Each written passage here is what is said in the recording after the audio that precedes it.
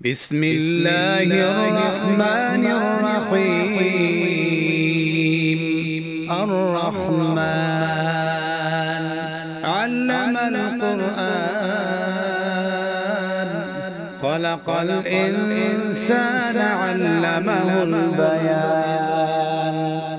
الشمس والقمر بحسبان،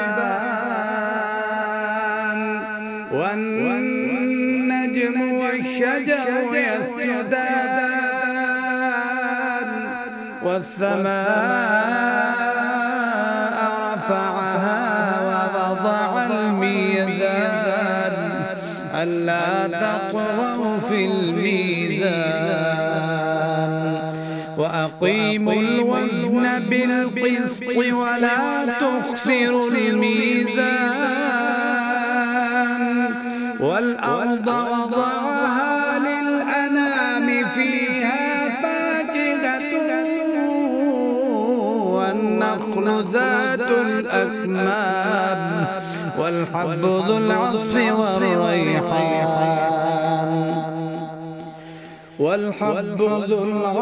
والريحان. فبأي آلاء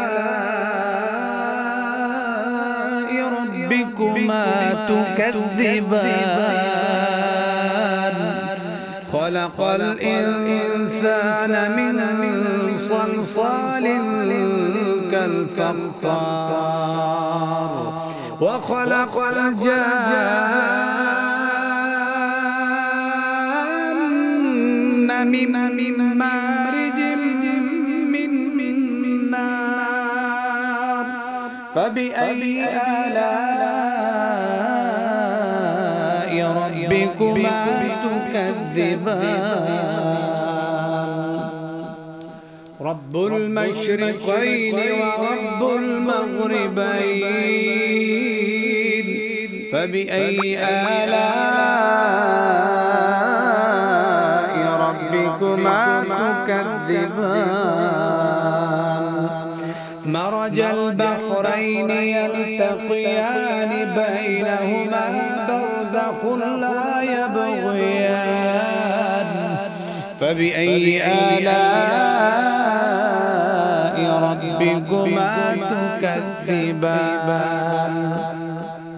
يخرج منهما اللؤلؤ والمرجان، فبأي آلاء ربكما تكذبان؟ وله الجوار المنشآت في البحر كالأعلام، فبأي آلاء ربكما تكذبان؟